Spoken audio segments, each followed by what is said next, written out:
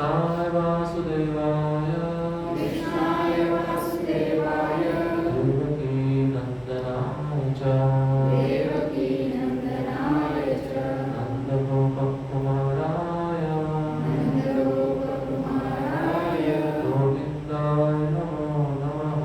गोविन्दाय नमो नमः। अज्ञानतिमिरान्धस्य ज्ञानाञ्जनशलाकया चक्षुरुन्मिलितं येन तस्मै श्रीगुरवे नमः।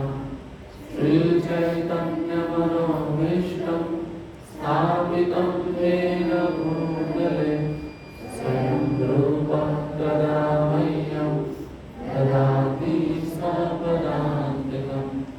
वन्देऽहं श्रीगुरुं श्रीयुतापदकमलं श्रीगुरुं वैष्णवांश्च श्रीरूपं साग्रजातं सहगणा रघुनाथान्वितं तं सजीवं साद्वैतं सावधूतं परिजनसहितं कृष्णचैतन्यदेवं श्रीराधा कृष्णपादां सहगणा ललिता श्रीविशाखान्वितांश्च हे कृष्णा करुणा सिन्धु दीनबन्धो जगत्पते गोपेश गोपिकान्त राधाकान्त नमस्ते।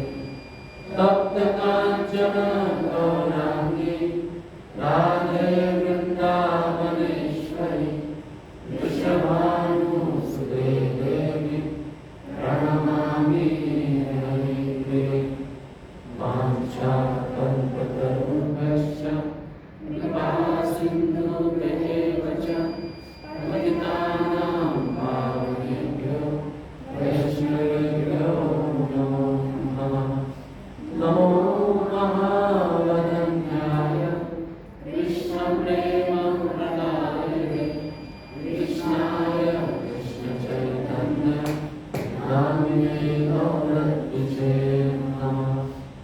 नमः ॐ विष्णुपादाय कृष्णपृष्ठाय भूतले श्रीमते भक्तिवेदान्त स्वामिनिति नामिने। नमस्ते सारस्वते देवे गौरवाणी प्रचारिणे निर्विशेष शून्यवादी पाश्चात्यदेशतारिणे।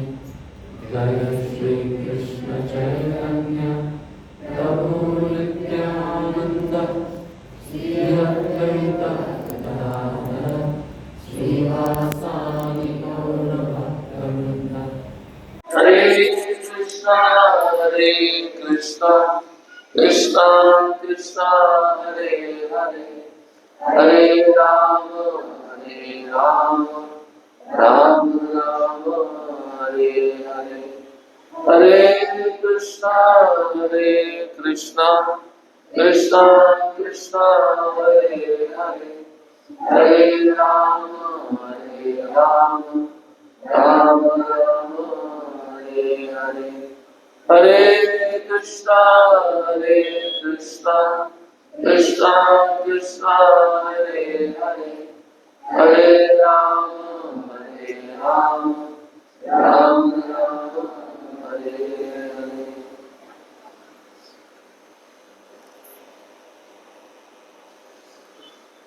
हरे कृष्णा। सभी भक्तों का स्वागत है आज के 6वें दिन पर। तो कल के सत्र में हमने अजामिल का किस प्रकार से पतन हुआ इसके विषय में श्रवण किया था। यमदूत विष्णुदूतों को ऐसा बताते हैं कि जब ये अजामिल अपने पिता के आदेशानुसार वन में यज्ञ का जो सामग्री होता है, कुछ का घास हो गया, समिध नाम की लकड़ी हो गई, फल फूल हो गए, जब इसको इकट्ठा करने के लिए गया, इन सब वस्तुओं को इकट्ठा कर जब मैं वापस लौट रहा था तो उसने एक दृश्य देखा। एक चतुर्थ वर्ण का पुरुष जो शूद्र कहलाता है और एक वेश्या नाम की स्त्री, ये दोनों आलिंगन किए हुए थे, सुरापान किए हुए थे और वे दोनों शूद्र और वेश्या कुछ संगीत गा रहे थे और इस कारण से उस वेश्या के जो वस्त्र थे वो शिथिल हो रहे थे और आलिंगन चल रहा था और भी भोग की क्रियाएं चल रही थी। इस दृश्य को जब अजामिल ने देखा तो अजामिल उस दृश्य को देखता रहा। देखने के पश्चात उसके मन में जो सुप्त कामेच्छाएं थी वो जागृत हो गई और जागृत होने से वह अपने को रोक नहीं सका। उसके मन में इच्छा पैदा हुई कि ये जो वेश्या है ये मुझे प्राप्त हो जाए, इसको मैं अपने घर में बुलाकर रख लूं। तो जब घर लौटता है और जब यज्ञ में बैठता है, यज्ञ करने की जो क्रियाएं होती हैं उसको प्रारंभ करता है, तो आंख बंद करते ही वह उस वेश्या का ध्यान लगाता है। तो यमदूत बड़े क्रोध में थे और यमदूत कहते हैं कि इस वेश्या का संग करने के कारण इस अजामिल ने अपने सारे ब्राह्मण गुण खो दिए थे और इन ब्राह्मण गुणों को खोने के बाद में इस वेश्या के संग में रहकर उसकी इच्छा पूर्ति में अजामिल लगा रहता था। बहुत सारे पाप कर्मों को इसने किया। कुछ अन्य बच्चे जो वेश्या ने अन्य पुरुषों से पैदा किए थे, कुछ अपने बच्चे, तो वेश्या जो भी बनाती थी अपने बच्चों को अर्पण करती थी, फिर स्वयं खाती थी और जो बचा हुआ था वह उस अजामिल को देती थी। तो दूषित खाने से इसने अपने ब्राह्मण गुण खोए, ये उस अवस्था से गिरा है। तो इसे हमें ले जाने दीजिए, हम इसको ले जाने के लिए आए हैं, ऐसा यमदूत विष्णु दूतों को बारंबार कह रहे थे। अजामिल का पतन कैसे हुआ? केवल देखने मात्र से। तो प्रभुपाद जी तात्पर्य में बताते हैं कि अगर हम अपने साधना भक्ति में बहुत दृढ़ हैं, शास्त्रों में जो विधि विधान दिए गए हम उसका अच्छे से पालन करते हैं, अगर ऐसी समस्या हमारे पे आती तो हम कृष्ण की कृपा से बच सकते हैं। इसलिए जो प्रभुपाद जी ने हमें मार्ग दिखाया है उस भक्ति मार्ग पे हमें चलते रहना चाहिए, शास्त्रों के नीति नियमों को पालन करते हुए। अन्यथा प्रभुपाद जी कहते हैं जो संसार में कलयुग की स्थिति है बहुत भयावह है। उसके पश्चात यमदूतों ने जब इतना कहा, उसके पश्चात विष्णुदूत कहना प्रारंभ करते हैं। विष्णुदूत तर्क में, शास्त्र में बहुत पटु थे। विष्णुदूत यमदूतों को कहते हैं कि कितना दुर्भाग्य है कि जो लोग न्याय जिनसे उचित समझा जाता है, न्याय जिनसे प्राप्त करना चाहिए, ऐसे लोग क्या कर रहे हैं, एक व्यक्ति जो निष्पाप है, जो दंड का अधिकारी नहीं है, उसको दंड देने पे तुले हुए हैं। विष्णुदूत उदाहरण देके समझाते हैं, जैसे कोई शासक है, कोई सरकारी व्यक्ति है, उसके पास बहुत बड़ा पद है, तो उसको प्रजा का संरक्षण करना चाहिए, प्रजा का जो सुख सुविधा है उसको प्रदान करना चाहिए। लेकिन ऐसा अधिकारी जो शासक पद पे बैठा है वो अपने प्रजा का शोषण करेगा तो प्रजा कहाँ जाएगी? तो विष्णुदूत अप्रत्यक्ष रूप में यमदूतों को ही बता रहे हैं, आपसे न्याय की उम्मीद है, क्योंकि आप यमराज के दूत हो। यमराज जिस मार्ग पे चलते हैं तो ऐसी आशा की जाती है कि आप भी उसी मार्ग पे चलोगे, लेकिन आप क्या कर रहे हो? जो व्यक्ति निष्पाप है, किसके बारे में कह रहे हैं विष्णुदूत? अजामिल के बारे में कह रहे हैं। जो व्यक्ति निष्पाप है, जो दंड का अधिकारी है, आप उसको क्या कर रहे हो? दंड देने में तुले हुए हो। कितना दुर्भाग्य है। फिर विष्णुदूत कहते हैं कि जो बड़ा व्यक्ति होता है उसको अपने आचरण से सब कुछ सिखाना चाहिए। कृष्ण भी भगवत गीता में कहते हैं यदि यद आचरति श्रेष्ठस् तत्त देवे तरोजना सायद प्रमाणम कुरुते लोकस्तद अनुवर्तते। जो बड़ा व्यक्ति होता है, जैसे माता पिता है, राजा है, और गुरु है, इनका आचरण, इनका चरित्र बहुत अच्छा होना चाहिए, क्योंकि इनके अनुयायी इनको ही देखकर सीखते हैं। तो विष्णु यही समझाना चाहते हैं कि ये जो आप कर रहे हो ये गलत है। कारण बताएंगे, क्योंकि अजामिल जो है जितने भी पाप किया उसका वे प्रायश्चित कर चुका है। प्रायश्चित का अर्थ क्या है? वह भगवान का नाम ले चुका है। तो जो लाइट सुबह से गई हुई है, लाइट को गए हुए 7-8 घंटा हो चुका है, उसका बैटरी भी जाने वाला है। तो यह अजामिल सब प्रकार के पाप कर चुका है, और पाप करने के बाद ये जो नारायण नाम उच्चारण किया है, उस नारायण नाम से इसने सारे प्रायश्चित कर लिए, इसलिए दंड का भागी नहीं है। क्योंकि बताया है निरपराध भाव से इसने नाम लिया है। अगर अपराध के स्तर पर लिया होता तो हम इसको लेके जाते, लेकिन निरपराध भाव में लिया है, अपने को बचाने के लिए हरि नाम लिया है, तो दंड का अधिकारी नहीं है। तो आज हम 6वें स्कंद अध्याय 2 श्लोक क्रमांक 5वां और 6वां यहाँ से प्रारंभ करेंगे। कुछ एक उदाहरण विष्णुदूत और बता रहे हैं, बहुत सुंदर उदाहरण है। आगे आने वाले 2 श्लोकों में वे कहते हैं, यस्यांतिशिर आधाय लोकः स्वापिति निवृतः स्वयं धर्मम अधर्मम वा नाहि भेद यथा पशुः सा कथम नैर्पितात्मानं कृत्मैत्रमचेतनम् विस्त्रम्भणीयो भूतानां सगृणो भोक्तुमर्हति। अब विष्णुदूत कहते हैं, एक उदाहरण देकर समझा रहे हैं। सामान्य लोग ज्ञान में इतने उन्नत होते हैं कि धर्म तथा अधर्म में भेदभाव कर सके। अबोध अप्रबुद्ध नागरिक उस अज्ञानी पशु की तरह है जो अपने स्वामी की गोद में सिर रखकर शांति पूर्वक सोता रहता है और श्रद्धा पूर्वक अपने स्वामी द्वारा अपने संरक्षण पर विश्वास करता है। यदि नेता वास्तव में दयालु हो तथा जीव की श्रद्धा का भाजन बनने योग्य हो, तो वह किसी मूर्ख व्यक्ति को किस तरह दंड दे सकता है या जान से मार सकता है, जिसने श्रद्धा तथा मैत्री में पूर्णतया आत्मसमर्पण कर दिया हो।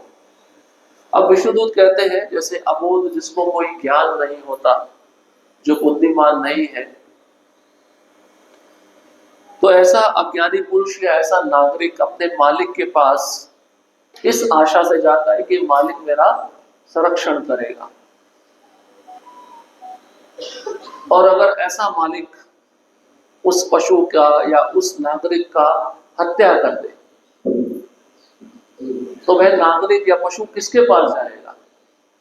जैसे मान लीजिए कोई बच्चा है, अपने माता की गोद में वो सर रखकर सो रहा है। यहाँ पे विष्णुदूत भी कहते हैं कि अपने स्वामी की गोद में ऐसा नागरिक जो अप्रबुद्ध है या अज्ञानी पशु है, सिर रखकर शांति पूर्वक सोता है, उसको किसी प्रकार का भय नहीं होता। लेकिन अगर वही मालिक, वही शासक, वही राजा अगर अपने पे आश्रित व्यक्ति का, जिस व्यक्ति ने ये भरोसा रखकर उसकी गोद में अपना सिर रखा है कि मेरे को कोई कुछ नहीं होगा, लेकिन ऐसा मालिक, ऐसा शासक, ऐसा राजा अगर उस आश्रित जीव को मार दे, तो वह जीव कहां जाएगा? उसको कैसे न्याय मिलेगा? उदाहरण देकर कहते हैं, उसकी पूरी श्रद्धा है अपने स्वामी पर, ये स्वामी मेरा संरक्षण करेगा। देखते हैं ना, जैसे लोग बाजार में जाकर बकरा खरीदते हैं, है ना? बकरा खरीदने के बाद में क्या करते हैं? उसको बहुत अच्छे से क्या करते हैं? खिलाते हैं, है ना? कभी कभार नहला भी देते हैं। खिलाने का उद्देश्य क्या होता है? उसको अच्छे से हृष्ट पुष्ट बनाकर क्या करते हैं? काट देते हैं, कसाई खाने बेच देते हैं, है ना? है या नहीं है? तो वह पशु किस पे आश्रित था? अपने मालिक पे आश्रित था, श्रद्धा पूर्वक यह सोचकर कि मालिक मेरा संरक्षण करेगा। तो विष्णुदूत यही कहना चाहते हैं, यमराज को जब इतना बड़ा पद मिला है, इतना बड़ा कार्यभार मिला है, तो यमराज के जो यमदूत है उनके ऊपर भी बहुत बड़ी जिम्मेदारी है न्याय देने की। अगर वह न्याय नहीं दे पाते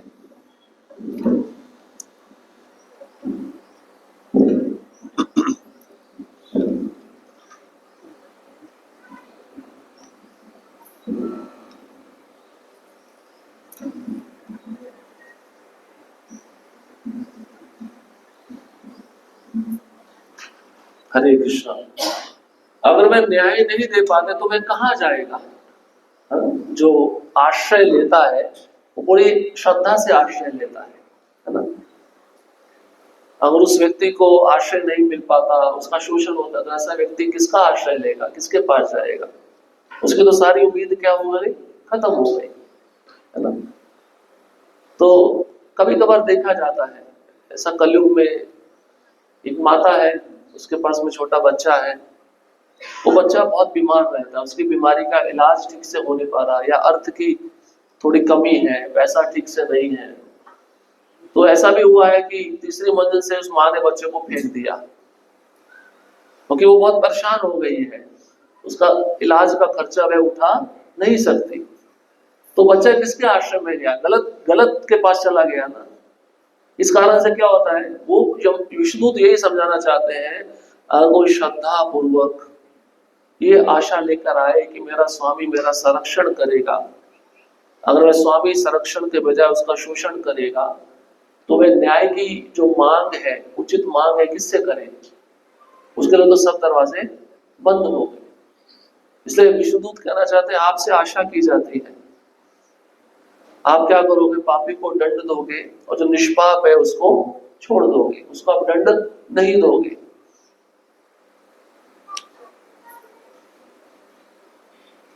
और एक बात बताइए, श्रद्धा तथा मैत्री में जिसने पूर्णतया आत्मसमर्पण कर दिया हो, आत्मसमर्पण मतलब सब कुछ न्यौछावर कर दिया हो, अभी आप ही देखो मेरे साथ क्या व्यवहार करना है। लेकिन जो स्वामी है अगर अपना व्यवहार अच्छे से नहीं करता है तो जो आश्रय लेने वाला है किसके पास जाएगा? तो कहना चाहते हैं, अजामिल जिसने हरिनाम लेकर पाप का प्रायश्चित कर लिया है, अगर आप उसको दंड देने के लिए आए हो तो वह कहाँ जाएगा? वो तो मुक्त है सारे दंड से, भगवान का नाम लेकर। विष्णु दूतों का कहने का आशय ये है। तात्पर्य में प्रभु जी कहते हैं, श्रद्धा या विश्वास को तोड़ने वाले को संस्कृत में विश्वासघात योजित करता है। जन समूह को सदैव इसलिए सुरक्षित अनुभव करना चाहिए क्योंकि उसे सरकारी सुरक्षा प्राप्त रहती है। अतएव कितना खेदजनक है यदि सरकार स्वयं विश्वासघात करे और नागरिकों को राजनीतिक कारणों से कठिनाई में डाल दे। हमने भारत के विभाजन के दिनों में वास्तव में देखा, यद्यपि हिंदू तथा मुसलमान शांतिपूर्वक साथ साथ रह रहे थे, किंतु राजनीतिज्ञों के छल कपट से उनके बीच सहसा घृणा की भावना उत्पन्न हो गई और हिंदुओं तथा मुसलमानों ने राजनीति के कारण एक दूसरे की हत्या कर दी। यह कलयुग का लक्षण है। तो प्रभुपाद जी पहला उदाहरण बताते हैं पॉलिटिशियन के बारे में। राजनेता लोग अपनी गद्दी के लिए क्या करते हैं? झगड़ा लगवाते हैं ना। हाँ, धर्मों के बीच में, दो समुदाय उनके बीच में झगड़ा लगवाते हैं, कारण मैं मुख्यमंत्री बनूं। प्रैक्टिकल एग्जाम्पल है, आप देखते होंगे आज के जीवन में। जब भारत का विभाजन हुआ, एक देश बनाया गया, तो उस समय भी यही लालसा थी। जो पहले भारत के प्रधानमंत्री थे उनकी यही इच्छा थी, मैं प्रधानमंत्री बनूं। तो विभाजन इसी से किया गया था, इस उद्देश्य से किया गया था। लेकिन जान किसी गई, आम जनता की गई। आम जनता किसी सरकार के सहारे बैठी थी कि हम आएंगे तो हमको कुछ सुरक्षा प्रदान की जाएगी, लेकिन उसका विपरीत हुआ। तो राजनेता लोग अपने स्वार्थ के लिए किसी को भी मरवाने के लिए तैयार रहते हैं। और दूसरा उदाहरण प्रभुपाद जी आगे कहते हैं, इस युग में पशुओं को ठीक से आश्रय दिया जाता है और उन्हें पूर्ण विश्वास रहता है कि उनके मालिक उनकी रक्षा करेंगे, किंतु दुर्भाग्यवश जो ही वे तगड़े मोटे हो जाते हैं उन्हें तुरंत वध के लिए कसाई खाने भेज दिया जाता है। विष्णुदूत जैसे वैष्णव ऐसी क्रूरता की निंदा करते हैं। दरअसल जिन नारकीय दशाओं का पहले वर्णन हो चुका है, वह ऐसी यातना देने वाले पापी मनुष्यों की प्रतीक्षा करती रहती है। जो मनुष्य किसी जीव के साथ, चाहे यह जीव मनुष्य हो या पशु, विश्वासघात करता है, जिसने अच्छे भाव से उसकी शरण ले रखी है, वह अतीव पापी है। क्योंकि अब ऐसे विश्वासघात सरकार द्वारा अदंडित रहते हैं, इसलिए पूरा मानव समाज बुरी तरह से दूषित है। ऐसे कितने सारे केस होते हैं, होते ही नहीं होते। सामान्य लोग हैं, उन पे कुछ आपदा आती है, कष्ट आता है, तो किस उम्मीद से जाते हैं कोर्ट में, जज के पास किस उम्मीद से जाते हैं, हमको न्याय मिले। लेकिन मान लीजिए जज ही बिका हुआ है, राजनेता बिके हुए हैं, तो वह सामान्य व्यक्ति किससे न्याय की आशा करेगा? ऐसा विष्णुदूत कह रहे हैं। बड़े भरोसे से, बड़ी श्रद्धा से, बड़े आत्मसमर्पण से जनता किसका आश्रय लेती है? सरकार का। लेकिन सरकार अगर विश्वासघात करे, प्रभुपाद जी तात्पर्य के पहली पंक्ति में लिखे हैं विश्वासघात, है ना, हम किसी पे विश्वास करें और वही हमारे पीठ के पीछे खंजर घोंप दे, तो क्या होता है? विश्वासघात। उसी उद्देश्य से विष्णु बताना चाहते हैं कि विश्वासघात अगर मालिक करता है, उस मालिक को दंड मिलता है, वो पापी है। कोई भी आश्रित जीव है, उसका संरक्षण होना जरूरी है, उसको न्याय मिलना जरूरी है। और इस तरह से अगर सरकार कार्य नहीं करती, तो सरकार को भी जनता का छठवां पाप का भाग भोगना पड़ता है। राजा ऐसे नहीं रह सकता है कि मैं जनता से कर लूंगा और उस कर को अपनी तृप्ति के लिए लगाऊंगा, नहीं। अगर जनता भक्ति में नहीं लगी हुई, तो जनता जो भी पाप कर्म कर रही है, जो कृष्ण से संबंधित नहीं है, उस पाप कर्म का जो फल का छठवां अंश है, वो राजा के हिस्से में जाता है। इसलिए सावधान रहना चाहिए। जिम्मेदारी ले रहे हैं तो ठीक से जिम्मेदारी लो, अन्यथा जिम्मेदारी को मत लो। ये बात जो वरिष्ठ अधिकारी होते हैं, जो पद पे बैठे होते हैं, उनपे तो लागू होते ही है, लेकिन जो मंदिर में जो अध्यक्ष होते हैं, उनपे भी लागू होती है। क्योंकि मंदिर में जो अध्यक्ष है, उसपे आश्रित कौन है? मंदिर के भक्त है। जो हेड पुजारी है, उस पे आश्रित कौन है? पुजारी। जो अन्य सेवा कर रहे हैं, उन पे आश्रित है।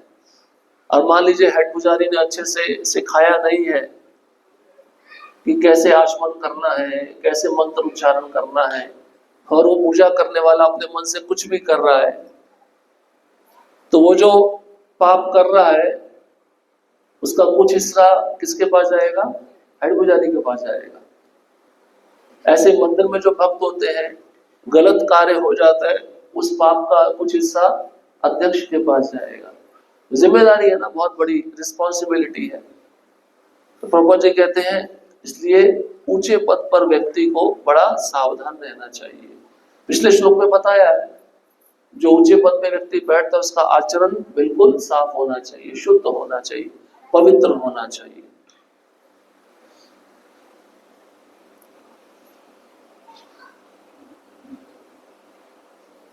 इसलिए इस युग के लोगों को मंदा सुमंद मतयो मंद भाग्या उपद्रुता, ऐसी पापमयता के फलस्वरूप लोग निंदित होते हैं। मंदा, उनकी बुद्धि विमल नहीं रहती। सुमंद मतया, वे अभागे होते हैं। मंद भाग्या, अतः वे अनेक समस्याओं द्वारा सदैव उद्विग्न रहते हैं। उपद्रुता, यह तो इस जीवन में उनकी स्थिति है, और मृत्यु के बाद उन्हें नारकीय दंड दिया जाता है। ये कलयुग के जीवों के लक्षण बताए गए। इसलिए सही स्वामी को खोजना चाहिए।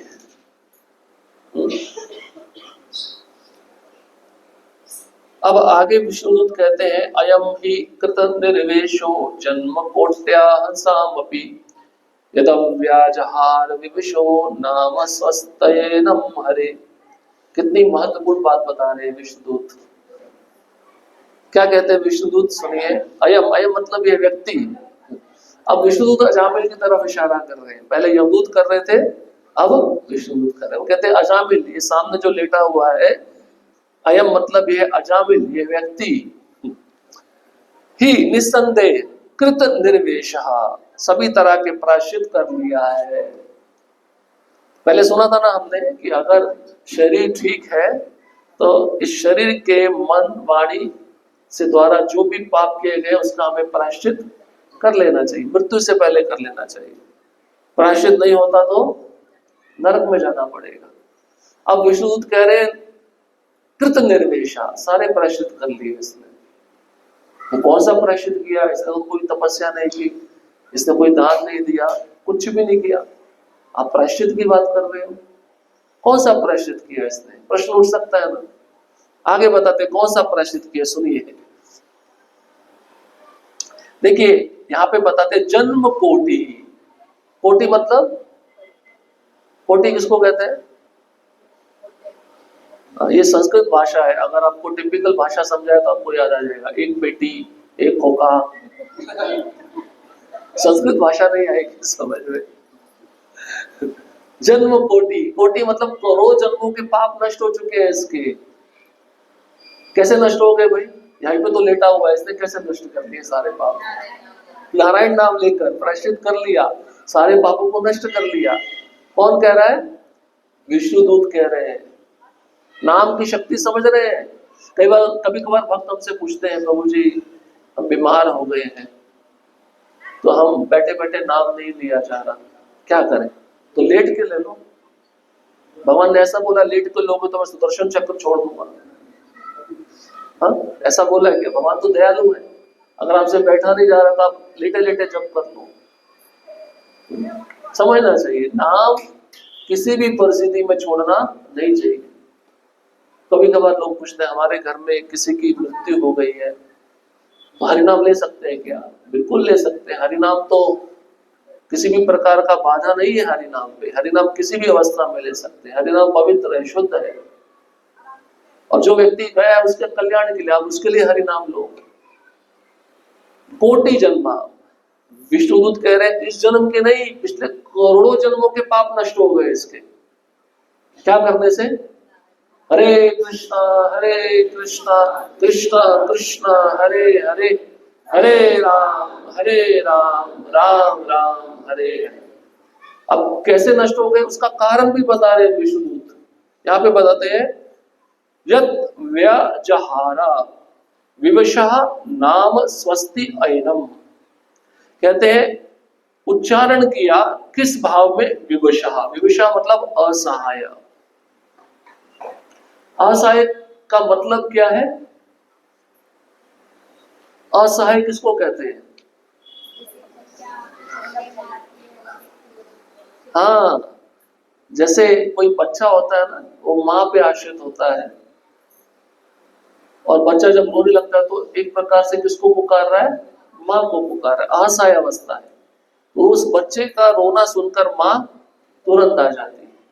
तो प्रभुपाद जी भी कहते हैं इस अवस्था में हमें हरिनाम जप करना चाहिए कि मेरा कोई नहीं है इस संसार में। इसको कहते हैं असहाय। आपको लगता है कोई है आपका? अभी तो आप बोल रहे हो कोई नहीं है, बाहर जाके बोलोगे सब हमारे हैं। सत्य है ना? जब रिश्ते नाते आते हैं सब दिखने लगता है, ये हमें बचाएंगे, ये हमारा हमको सुरक्षा प्रदान करेंगे। नहीं, कोई नहीं करेगा। इसलिए असहाय बताया गया है। कितना विश्वास है हमें घर के लोगों पर, लेकिन जब व्यक्ति मर जाता तो घर के लोग क्या बोलते हैं? इसको जल्दी लेके जाओ। है या नहीं है? तो जिन पे आपने विश्वास किया, जिसके लिए जीवन भर संघर्ष किया, जिसके लिए कमाई किया, वही आपको बोल रहे लेके जाओ तुरंत। अब भाई देखना नहीं है इसको। असहाय, इसको इंग्लिश में कहते हैं हेल्पलेस। जब व्यक्ति बहुत कष्ट में स्थिति में होता है, उसको कहीं से मदद नहीं मिलता, उसको कहते हैं असहाय। वो भगवान पर आश्रित हो जाता है। अब भगवान आप ही मेरा जीवन का कल्याण कर सकते हो। असहाय, इस भाव में अजामिल ने नारायण नाम उच्चारण किया था। यमदूतों को जब देखा था तो अपनी सुरक्षा के लिए वो यही बुला रहा था ना, मुझे बचाओ। किससे बचाओ? इस यमदूतों से बचाओ। और किसको पुकारा था? नारायण नाम पुकारा था, लेकिन अपने बच्चे को संबोधन कर रहा था। असहाय, जब करते समय भाव आना चाहिए मेरा कोई नहीं है संसार में, भगवान आप ही मेरे हो, मैं आपका हूं। इसको कहते हैं असहाय। ये भाव हमेशा रहना चाहिए।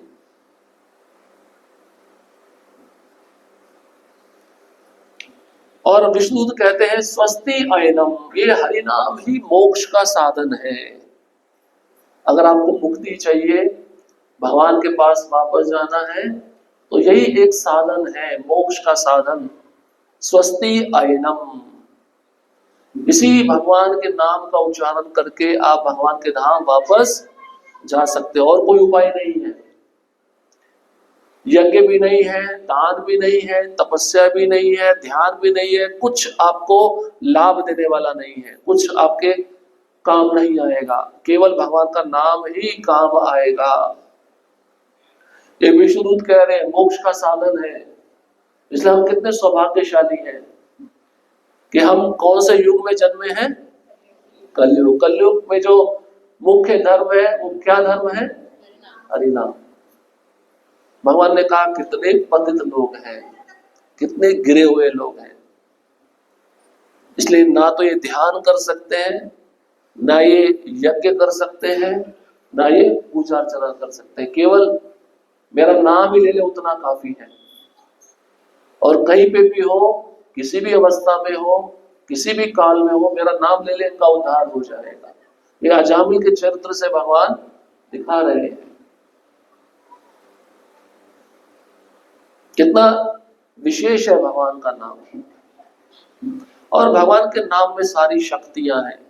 संसार में जितनी भी शक्तियां हैं जो इस ब्रह्मांड को चला रही हैं, वो सारी शक्तियां भगवान के नाम में हैं। इसलिए इस नाम की महिमा को समझना चाहिए। इसलिए विष्णुदूत कह रहे सबसे बड़े मोक्ष का साधन ये हरि नाम है। इस अजामिल ने असहाय अवस्था में लिया। हरे हरे मतलब पूर्ण पुरुषोत्तम भगवान का, उनका नाम लिया है। अजामिल पहले ही अपने सारे पाप कर्मों के लिए प्रायश्चित कर चुका है। कौन कह रहा है? विष्णुदूत पहले ही कर चुका है। जब इसने पहला नारायण नाम उच्चारण किया था, सारे पाप फलों से मुक्त हो चुका था। कौन कौन से पाप किए थे आपने सुना था ना पीछे, सारे पापों से मुक्त हो चुका था पहला नाम लेने से। उसने न केवल एक जीवन में किए गए पापों का प्रायश्चित किया है, अपितु करोड़ों जीवनों में किए गए पापों के लिए किया है। विष्णुदूत कहते हैं खाली इस जीवन में ही प्रायश्चित नहीं, अगले पीछे जो विगत जन्म गए हैं, इसके जो भी विगत जन्मों में इसने पाप किया है, वो सारे पापों के फल से मुक्त हो चुका है। भगवान का नाम कितना विशेष है, आप समझ रहे हैं? क्या संकल्प लेना चाहिए समझकर मनुष्य को? क्या संकल्प लेना चाहिए? जो हरि नाम ले रहा है, अब वो संकल्प ले कि मैं और ध्यान पूर्वक हरि नाम करूंगा। जो नहीं ले रहा है उसको माला पकड़ लेनी चाहिए। माला नहीं पकड़ोगे तो यमदूत आके पकड़ लेंगे आपको। अब हमारे जैसे उम्र में माला पकड़े तो लोग कहते हैं ये कोई माला जपने का समय है, इसको तो बुढ़ापे में किया जाता है। बोलते नहीं बोलते? तो लोग घर के लोगों को भी थोड़ा डर हो जाता है, वैरागी हो जाएगा, वैराग्य को प्राप्त हो जाएगा। मनुष्य धर्म में यही एक मात्र कर्तव्य है, हरि नाम लेना। ये मनुष्य शरीर किसी और वस्तु के लिए नहीं बना है, ये आगे विष्णुदूत बताएंगे। लेकिन जो प्राइमरी चीज है, जो प्रथम कार्य, उसको छोड़कर हम जो कार्य नहीं करने चाहिए वो हम करते हैं। ये हमारी दशा है। तो यह अजामिल पीछे जन्मों में जो पाप किया है उससे मुक्त हो चुका है, और इस जन्म में जो किया है वो उससे भी मुक्त हो चुका है। केवल क्या करने से? हरि नाम लेने से, नारायण नाम लेने से। क्योंकि उसने असहाय अवस्था में नारायण नाम का उच्चारण किया है। किस अवस्था में? असहाय, कि अब मुझे बचाने के लिए कोई नहीं है, पुत्र नारायण तुम भी मुझे बचाओ। यद्यपि उसने शुद्ध रीति से उच्चारण नहीं किया, मतलब उसने शुद्ध नाम नहीं लिया है, लेकिन असहाय अवस्था में लिया हुआ नाम नामाभास कहलाता है। वो भी मुक्त कर सकता है। किंतु उसने अपराध रहित उच्चारण किया। अपराध मतलब रहित, अपराध, उसके मन में कोई भी भौतिक इच्छा नहीं थी, इस उद्देश्य से उसने नाम जप नहीं किया, नाम का उच्चारण नहीं किया, अपराध रहित होकर किया है, इसलिए अब वह पवित्र है और मोक्ष का पात्र है। देखिए प्रभुपाद जी ने 3 श्लोक लिखे उसके तात्पर्य में। यमदूतों ने अजामिल की केवल बाह्य स्थिति पर ही विचार किया था, सही बात है। यमदूत क्या देख रहे थे, ये पापी है, बहुत सारे पाप कर्म किया है, ये बाह्य अवस्था है। कभी कभार हम भक्त को बाह्य अवस्था से जज करते हैं ना ये इसने ऐसा किया, इसने वैसा किया, उस भक्त का जो आंतरिक भाव है उसको हम समझ नहीं पाते। तो कभी कभार भक्त हमारे साथ खेल खेलते हैं, कैसे? वो दिखाते हैं कि भाई ये स्वभाव हमारा अच्छा नहीं, इसलिए हमारे पास में मत आओ, हमें शांति से भजन करने दो, समझे? आंतरिक स्वभाव अच्छा है, वो किसी को दिखाते नहीं है। कारण क्योंकि असत्संग नहीं लेना चाहते। संसार के लोग आते हैं ना कि हमें ये चाहिए, हमें आशीर्वाद चाहिए, हमारे पास ये आ जाए, हमारे पास वो आ जाए, इस उद्देश्य से लोग आते हैं। इसलिए कभी कभार भक्त बाह्य अवस्था को दूषित कर देते हैं, ऐसा दिखाते हैं कि संसार के योग्य हम नहीं। जैसे जड़ भरत थे, जड़ भरत जान के दिखाते थे, जैसे शौच के बाद हाथ धोना चाहिए वो पहले हाथ धो लेते थे, तो लगता था ये कितना अपवित्र व्यक्ति है, इसके पास नहीं जाना चाहिए। उनको पता है लेकिन वो ऐसा क्यों कर रहे हैं, लोग मेरे पास ना आए, अच्छा है मैं दूर ही रहूं इनसे, ये मेरे पास में आएंगे असत्संग ज्यादा बढ़ेगा ये भक्तों की ट्रिक होती है। ऐसे भक्त जो विशेष होते हैं, उच्चतम स्थिति में होते हैं, वही ऐसा करते हैं। हमारे ऐसा नहीं करेंगे, हमारे ऐसा करेंगे, आ जाओ हमारे पास में और आओ, हमें सम्मान दो, हमको हार पहनाओ, हमारी आरती उतारो। तो यमदूत अजामिल की बाह्य अवस्था देख रहे थे, उसके आंतरिक भाव को नहीं समझ पाए यमदूत, क्योंकि वह आजीवन अत्यधिक पापी था। तो यमदूत उसके पापों को देख रहे थे, बहुत पाप किया है, अतः उन्होंने सोचा कि उसे यमराज के पास ले चलना चाहिए। वे ये नहीं जानते थे कि वह अपने समस्त पापों के फलों से मुक्त हो चुका था। इसलिए विष्णुदूतों ने आदेश दिया कि चूंकि उसने मृत्यु के समय नारायण नाम के 4 अक्षरों का उच्चारण किया था, अतः वह सारे पाप फलों से मुक्त कर दिया गया था। अब देखिए विश्वनाथ चक्रवर्ती ठाकुर स्मृति शास्त्र से एक श्लोक उद्धृत करते हैं, नामनो हि यावती शक्ति पाप निर्हरणे हरे तावत ऊर्तम न शक्नोति पातकम पातकी नरः। ये बृहद विष्णु पुराण से श्लोक है। इसमें बताया गया हरि का एक पवित्र नाम लेने मात्र से पापी मनुष्य जितने पाप कर सकता है, उससे अधिक पापों के फलों का निराकरण कर सकता है हरि का एक नाम उच्चारण करने से इस जन्म के तो पाप नष्ट हो गए, इतने पापों का फल नष्ट हो गया कि वे करना चाहे तो उससे भी ज्यादा अधिक पाप के फल नष्ट हो जाते हैं। एक नाम हरि का लेने से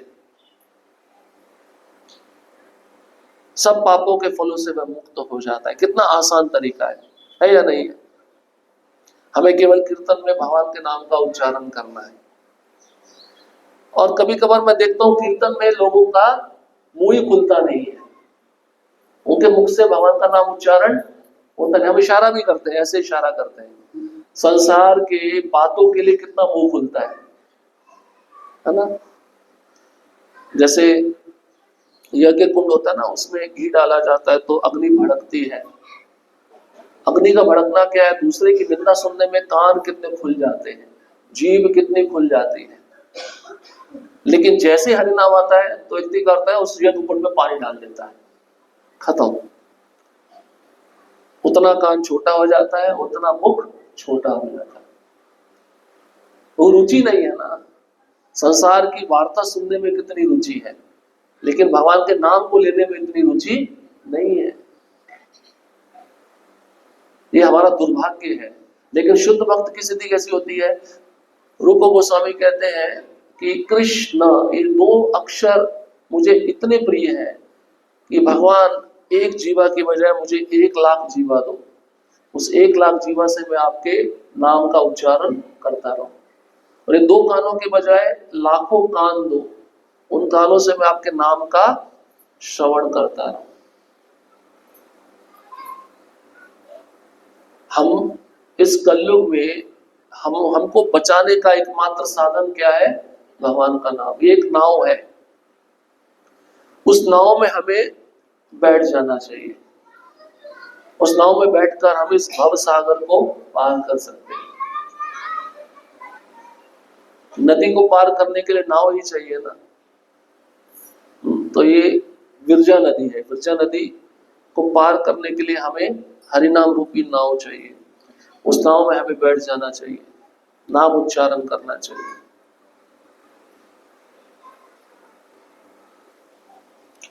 अवशेनापि यन्मान यन्नाम्नि कीर्तते सर्वपातके वमान विमुच्यते सद्य हिंसस्त्रे मृगैरिवा।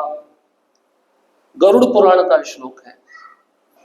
यदि कोई असहाय अवस्था में या अनिच्छा से ही क्यों ना हो भगवान नाम का उच्चारण करे तो उसके पाप में जीवन के सारे फल उसी तरह मिट जाते हैं जिस तरह सिंह की दहाड़ से सारे छोटे छोटे पशु डरकर भाग जाते हैं। दो चीजें बताई हैं, असहाय अवस्था और अनिच्छा।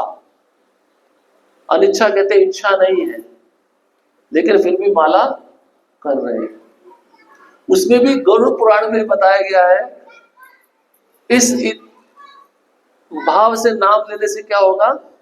आपके सारे पाप खत्म हो जाएंगे। कैसे? ऐसे सिंह की धाड़ से जंगल में छोटे छोटे पशु पक्षी उड़ जाते हैं। इच्छा नहीं है, ले रहे हो तब भी पाप खत्म हो जाएगा। और जो रुचि ले चुका है हरि नाम में उसके विषय में क्या बोले। और असहाय अवस्था तो आप जान ही चुके हो। जब तक ये शरीर रहता है, शरीर के साथ हम रहते हैं, शरीर का कितना देखभाल करते हैं। घर में भी जो सगे संबंधी होते हैं, मित्रजन होते हैं, परिजन होते हैं, उनका भी हम कितना देखभाल करते हैं, है ना? कितना ध्यान रखते हैं। लेकिन जैसे शरीर नष्ट होता है, आत्मा शरीर को त्याग देता है, उस शरीर को हम ज्यादा समय अपने पास रखना नहीं चाहते। लेकिन इस शरीर का सबसे बड़ा सदुपयोग क्या है? भगवान का नाम। ये नाम लेने के लिए मिला है, सबसे बड़ा साधन है। दूषित है, लेकिन अगर भगवान जीवा ना देते तो इस हरि नाम का उच्चारण हम कर पाते? नहीं कर पाते। शास्त्र में बताया गया अगर इस जीवा से कोई हरि नाम का उच्चारण नहीं कर रहा है तो उसकी जीवा कैसी है? सांप के समान है, बेडुक मेंढक के समान है। मेंढक क्या करता है? बारिश के समय क्या करता है? बुलाता है ना। सांप को नहीं बुलाता, पहले तो चिल्लाता रहता है अपनी भाषा में, फिर बाद में वो सांप को बुलाता है। इसका मतलब जो ज्यादा बोल रहा है, संसारी वार्ता में लगा है, वो क्या कर रहा है? अपनी आयु को घटा रहा है। वो काल सर्प को जल्दी बुला रहा है, सांप आ मुझे खा। हम जीवा से प्रसाद कितना उत्सुकता पूर्वक खाते हैं, लेकिन जब हरि नाम की बारी आती है तो उसमें सो जाते हैं, है ना? है या नहीं है? कीर्तन में तो सब भाग लेते हैं बहुत अच्छे से, सब वाद्य यंत्र बजता है, लेकिन असली परीक्षा जप में होती है। क्योंकि जप में कोई वाद्य यंत्र होता नहीं, हमारे अंदर से वाद्य यंत्र बजते हैं जब उनको सुना देते हैं। इसलिए जब अच्छे से करोगे तो कीर्तन अच्छे से हो पाएगा, और हरि नाम को लेने में रुचि भी आएगा। इसलिए गरुड़ पुराण में जो श्लोक है यही बताता है, केवल इच्छा नहीं है फिर भी आप बेमन से कर रहे हो हरि नाम, तब भी आपके सारे पाप के फल नष्ट हो जाएंगे। जैसे सिंह की धाड़ से छोटे मोटे वन्य पशु भाग जाते हैं। भगवान ने ये भी अवसर आपको दे दिया। चलो, मुझे पता है भगवान जानते हैं कलयुग का जीव कैसा है। अभी लक्षण बताया ना, मंद भाग्य। उसका भाग्य कैसा है? मंद है। उपद्रता मतलब उसका मन हमेशा विचलित है। भगवान कहते ठीक है, ले, अनिच्छा से तो ले तो सही, कम से कम ये भी भगवान चांस दे रहे हैं आपको। लेकिन भगवान का अगर स्टैंडर्ड देखा जाए ना, हम उसमें कहीं पे भी फिट नहीं बैठेंगे। भगवान ने इतनी दया करके अपना स्टैंडर्ड नीचे कर दिया। केवल किसके लिए? आपको अपने पास बुलाने के लिए। और फिर कहते हैं, ये जो तीसरा श्लोक है स्कंद पुराण से है। प्रभुपाद जी तात्पर्य में लिखते हैं, सुकृतुच्चारितम येन हरिरित्यक्षर द्वयम बद्ध परिकरस्तेन मोक्षाय गमनम प्रति। हरि के दो अक्षरों ह तथा रि के एक बार उच्चारण करने से मनुष्य का मोक्ष का मार्ग सुनिश्चित हो जाता है। क्या कह रहे हैं? दो शब्द है हाँ रि, इसका एक बार उच्चारण करने से मोक्ष का दरवाजा खुल जाता है। एक बार, भगवान ने ऐसा नहीं बोला 1000 बार बोलो। वो जानते हैं कलयुग की स्थिति कैसी है, ये एक बार ले लें तब भी मोक्ष का दरवाजा खुल जाएगा। कितना विशेष सुविधा हमको दिया है। आपको पता है बड़े बड़े ऋषि मुनि जो सत्ययुग में रहते हैं वो भी कलयुग में मनुष्य जीवन लेना चाहते हैं, क्योंकि साधन बहुत आसान है, सरल है। वो जो तपस्या करके भगवत प्राप्ति होती तो बोले खाली नाम लेने से भगवान की प्राप्ति हो जाती है। ये कुछ कारण है जिससे विष्णुदूतों ने यमदूतों को अजामिल को यमराज के न्यायालय में ले जाने से मना किया।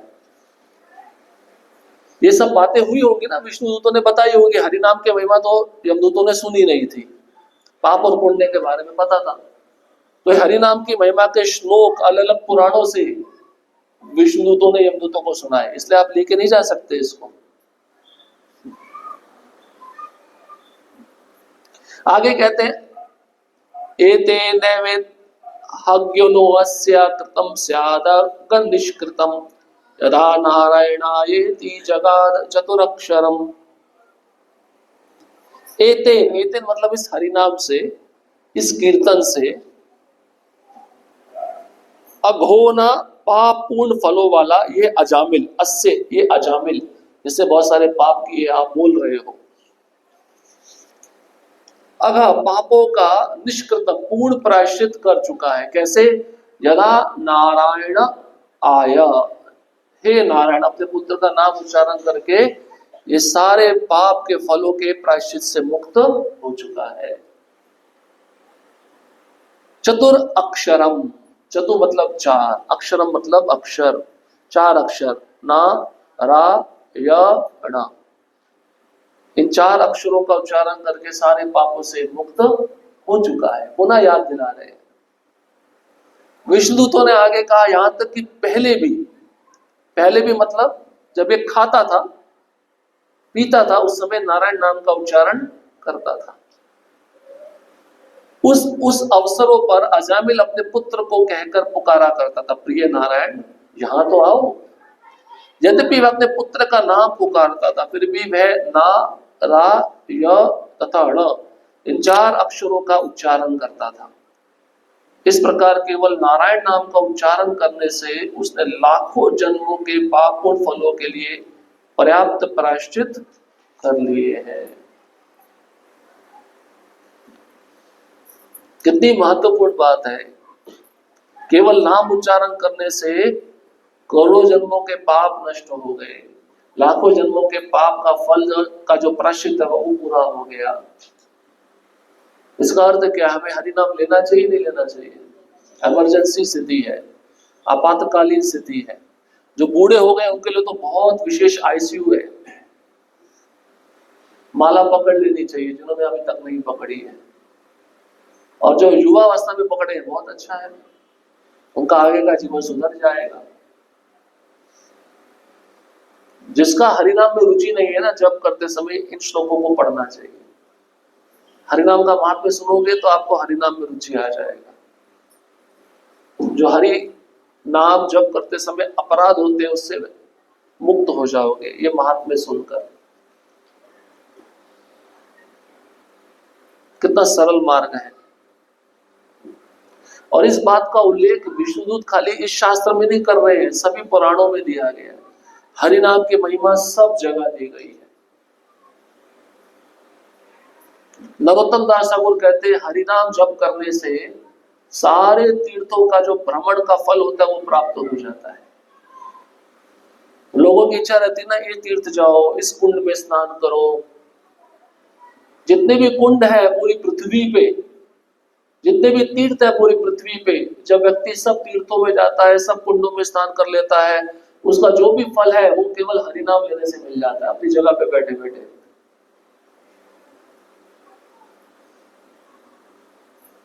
आपको कहीं जाने की जरूरत नहीं है, फिर भी आप कहोगे तुम जी वृंदावन तो जाना चाहिए। हाँ, नहीं जाना चाहिए, बहुत जरूरी है। वृंदावन तो हमारा घर ही है, हम अपने घर में नहीं जाएंगे तो कहाँ जाएंगे, है ना। तात्पर्य, पहले जब अजामिल अपने परिवार के पालन हेतु पाप कर्मों में लगा रहता तो वह नारायण का नाम निरपराध होकर लेता था। केवल अपने पाप कर्मों के निवारणार्थ भगवान के पवित्र नाम का कीर्तन करना या पवित्र नाम के कीर्तन के बल पर पाप कर्म करना अपराधमय है। अब देखिए प्रभुपाद जी समझा रहे, मान लीजिए कोई नाम लेता है और उसको पता चलता है कि जो भी मैं पाप किया हूं वो पाप करने पर, नाम लेने पर वो पाप का फल नहीं मिलेगा। अब इस उद्देश्य से वो फिर नाम ले और फिर पाप करे। उसके मन में कैसी भावना है, नाम लेने से पाप का फल नहीं मिलेगा। इसको क्या कहते हैं, क्या कहते हैं, नाम के बल पर पाप करना। सुनते नहीं सुनते हो हरिनाम अपराध जो हम लेते हैं 10 प्रकार के नाम अपराध, उसमें 7वां अपराध कौन सा है, नाम के बल पर पाप करना। इसलिए प्रभुपाद जी कहते हैं हरिनाम ले रहे हो तो जो अपराध किया है उस अपराध की भावना को त्याग दो, उस पाप की भावना को त्याग दो। जब चैतन्य महाप्रभु ने जगाई बधाई पे कृपा की और उनको दीक्षा दिया, उनको ये महामंत्र प्रदान किया,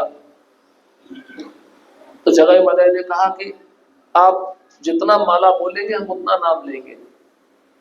तैयार हो गए। तो चैतन्य महाप्रभु ने कहा माला ठीक है, हरिनाम ठीक है, लेकिन जो पाप अभी तक तुम करते आए हो ये दोबारा नहीं करना है, उसको बंद करना होगा। तो जो व्यक्ति नाम के बल पर पाप करता है उसको कभी भी, उसकी कभी भी प्रगति नहीं हो पाएगी। इसलिए नाम के बल पर पाप को छोड़ना होगा। नाम का जप करते समय कोई भी पाप हो रहा है और ये भावना है कि पाप के फल से मैं छूट जाऊंगा, कारण हरिनाम, इससे सफलता नहीं मिलेगी। उस नाम के आधार पर जो भी पाप होता है उस पाप को हमें छोड़ना होगा, संकल्प पूर्वक छोड़ना होगा। जैसे हमें दीक्षा के समय ये संकल्प कराया जाता है ना, 4 नियम का पालन करना और साथ में 16 माला का जप करना। तो हम 16 माला भी जपते हैं और 4 नियम पालन करने का पूरा प्रयास करते हैं, तो तब प्रगति होती है। अगर हम ये 4 नियम भंग करते रहे और साथ में माला जप करते रहे, सोचे जो मांस भक्षण है हरिनाम जप करने से उसका फल नहीं मिलेगा, वो निष्कृत हो जाएगा, नहीं, ऐसा नहीं है, ये नहीं होना चाहिए, ये अपराध है। इसलिए यहाँ पे प्रभुपाद जी कहते हैं नामनो बलादस्य ही पाप बुद्धि। यद्यपि अजामिल पाप कर्मों में लगा रहता था किंतु इनके निवारणार्थ उसने कभी नारायण के पवित्र नाम का कीर्तन नहीं किया। मतलब अजामिल इस भाव से नाम उच्चारण नहीं करता था जो पाप मैंने किया उसके फल से मैं मुक्त हो जाऊं, अब फल से मुक्त हो गया तो फिर पाप कर लूं, फिर नाम लेके फिर मुक्त हो जाऊं, इस भाव से उसने नहीं पुकारा था भगवान नारायण को। उसने तो असहाय अवस्था में पुकारा था, अपने पुत्र का नाम लेके पुकारा था। इस कारण से विष्णुदूत उसको बचाने के लिए आए। असहाय अवस्था में व्यक्ति कब नाम लेगा, जब वो पाप के फलों से मुक्त हो जाता है और पूरी तरह भगवान पे आश्रित रहता है, तभी वो असहाय अवस्था में नाम ले सकता है। और धीरे धीरे फिर वो नाम अपराध से नाम आभास के स्तर पे आता है। और शुद्ध भक्त का संग करे तो शुद्ध नाम के स्तर पे भी आ सकता है।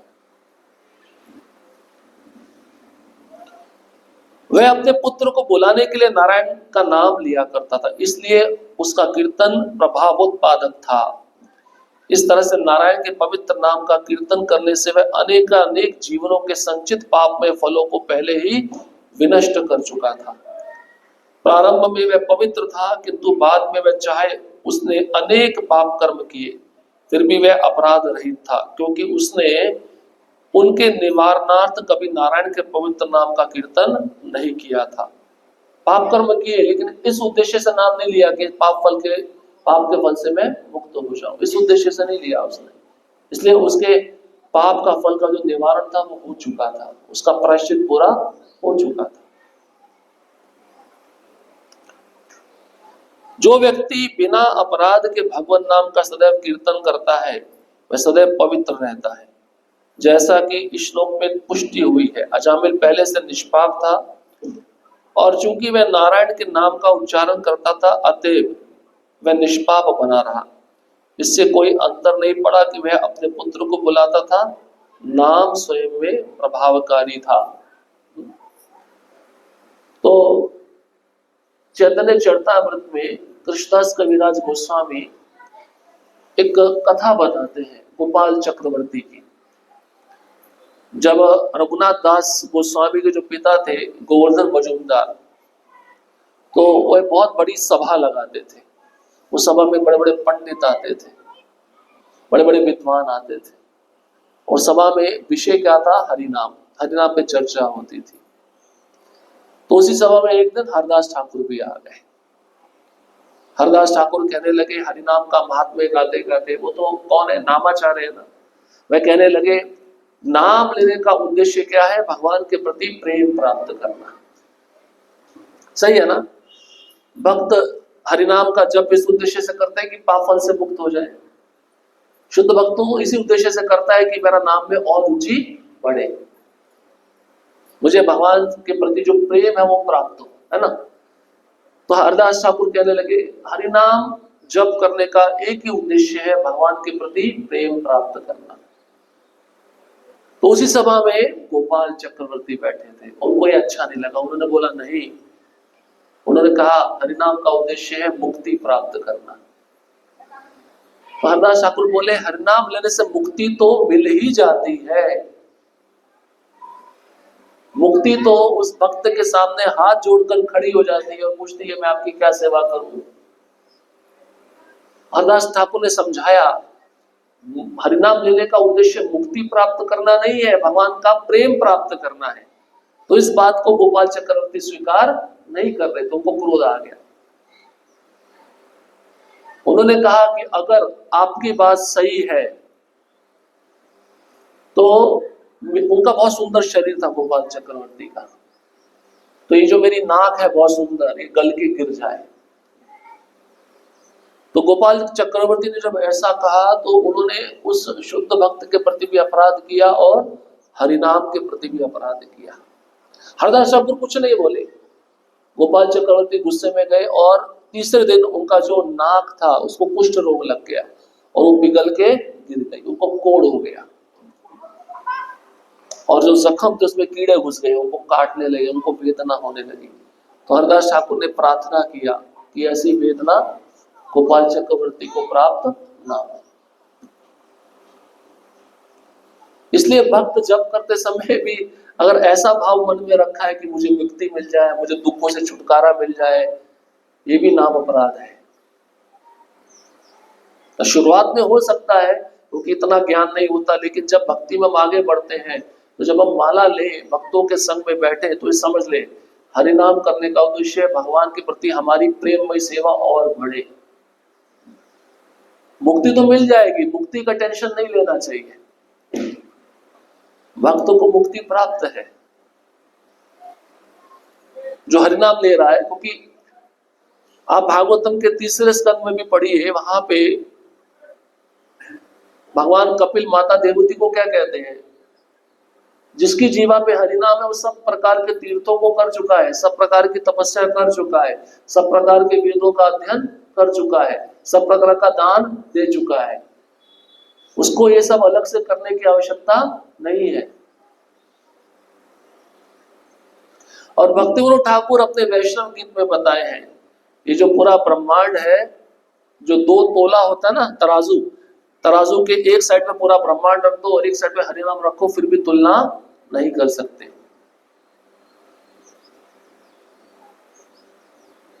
इतना विशेष है हरिनाम, हरिनाम से दान की तुलना नहीं कर सकते। कोई ऐसा सोच रहा है कि मैं सुमेरु पर्वत जो सोने का होता है उसको दान दे दूं और हरिनाम से उसकी तुलना करूं, ये बहुत बड़ा अपराध है।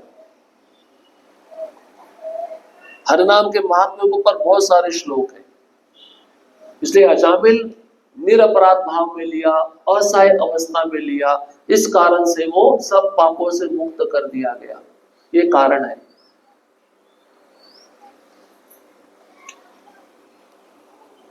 अब जो जो पाप होते हैं उन पापों के विषय में बता रहे हैं विष्णुदूत। ये पाप करने पर कोई हरिनाम ले उन पापों के फल से मुक्त हो सकता है, लेकिन ये पाप उसको दोबारा नहीं करने चाहिए। अभी 2 श्लोकों में सारे पापों की लिस्ट बता रहे हैं विष्णुदूत, सुनिए कितने भयंकर पाप हैं। स्तेन सुरापो मित्र दुर्ब्रह्महा कुरुतल्पगा स्त्रीराज पितृगो हंता ये चापातकिनो अपरे सर्वेषामप्यगवं तामित्मेव सुनिष्कृतं नामव्याहरणं विष्णोर्यतस्तद्विषया मतिः। भगवान विष्णु के नाम का कीर्तन सोना या अन्य मूल्यवान वस्तुओं के चोर, शराबी, मित्र या संबंधी के साथ विश्वासघात करने वाले, ब्राह्मण के हत्यारे अथवा अपने गुरु अथवा अन्य श्रेष्ठ जन की पत्नी के साथ संभोग करने वाले के लिए प्रायश्चित की सर्वोत्तम विधि है। स्त्रियों, राजा या अपने पिता के हत्यारे, गौओं का वध करने वाले तथा अन्य सारे पापी लोगों के लिए भी प्रायश्चित की यही सर्वोत्तम विधि है। भगवान विष्णु के पवित्र नाम का केवल कीर्तन करने से ऐसे पापी व्यक्ति भगवान का ध्यान आकृष्ट कर सकते हैं और वह इसलिए विचार करते हैं कि इस व्यक्ति ने मेरे नाम का उच्चारण किया है, इसलिए मेरा कर्तव्य है कि उसे सुरक्षा प्रदान करूं। कितना विशेष बात विष्णुदूत कह रहे हैं। क्या कहते हैं? स्तेना। स्तेना मतलब जो चोरी करता है, किसी का सोना चुरा लिया, किसी का कीमती वस्तु चुरा लिया। आगे कहते हैं सुरापहा, शराबी जो शराब पी रहा है, सुरापान कर रहा है। फिर कहते हैं मित्र दुख, अपने मित्र या संबंधी का विरोधी, विश्वासघात करने वाला।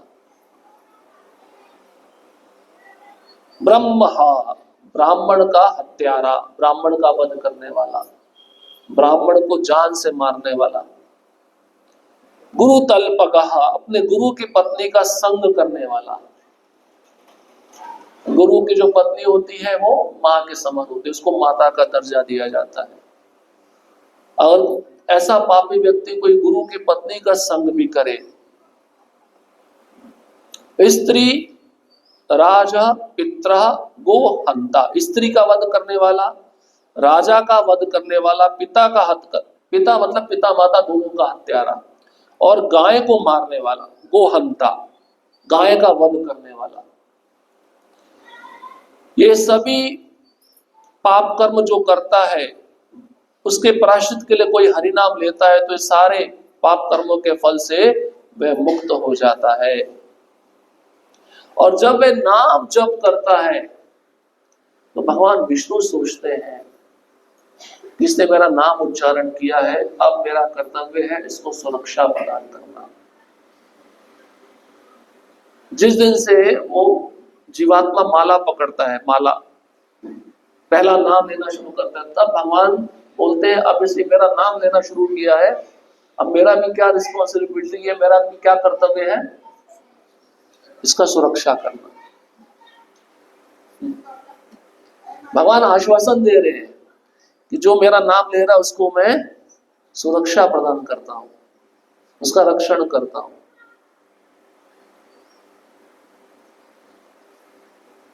कितना विशेष बात है, विष्णुदूत बोल रहे हैं। इसलिए हमें क्या करना चाहिए? हरे कृष्णा कृष्णा कृष्णा हरे हरे, हरे राम राम राम हरे हरे। कारण बताते हैं, भगवान कहते हैं उसका जो मति है, उसका जो ध्यान है वो मेरे प्रति लग चुका है मेरा नाम उच्चारण करने मात्र से, इसलिए मेरा कर्तव्य है उसको सुरक्षा प्रदान करना। नरसिंह पुराण में ये भी छोटी सी कथा आती है। मुस्लिम यमन, यमन कहते हैं मुस्लिम, तो यमन एक जंगल में गया था, मुस्लिम एक जंगल में गया था, तो जंगली सुअर था।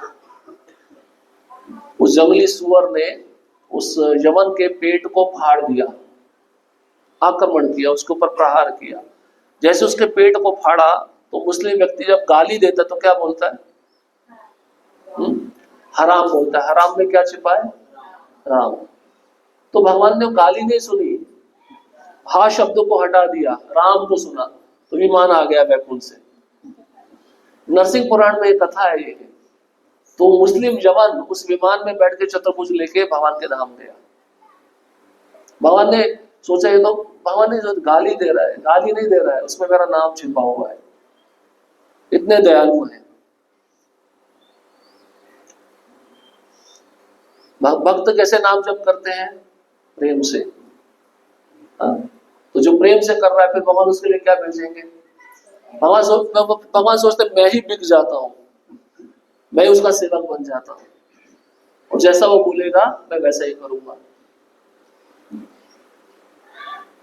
हरिनाम में कितनी शक्ति है।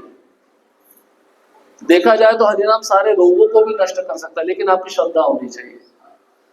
हरिनाम जो सूखा होता है ना, अकाल, उसको भी खत्म कर सकता है, आपकी श्रद्धा होनी चाहिए। ये श्रद्धा पे निर्भर है। कई लोग बोलेंगे अरे प्रभु जी हमने नाम लिया ऐसा तो हमारा रोग कहीं गया ही नहीं, क्योंकि श्रद्धा नहीं है ना उतनी। श्रद्धा बहुत मेन चीज है। श्रद्धा पूर्वक लेगा, उसकी जो भी इच्छाएं होती है पूरी होती है। और एक स्तर ऐसा आता है वो फिर भगवान की सेवा ही चाहता है और कुछ नहीं चाहता। इसलिए भगवान कहते हैं उसकी मति नाम उच्चारण करने मात्र से मेरे में लग गई, इसलिए मेरा भी कर्तव्य, जैसे वो अपना कर्तव्य निभा रहा है मेरा भी कर्तव्य उसको सुरक्षा देना। इसलिए फिर मेरे आयुध, मेरे विष्णु पार्षद उसको बचाने के लिए, उसके संरक्षण के लिए सदैव घूमते रहते हैं। उसको किसी भी प्रकार का भय नहीं होना चाहिए।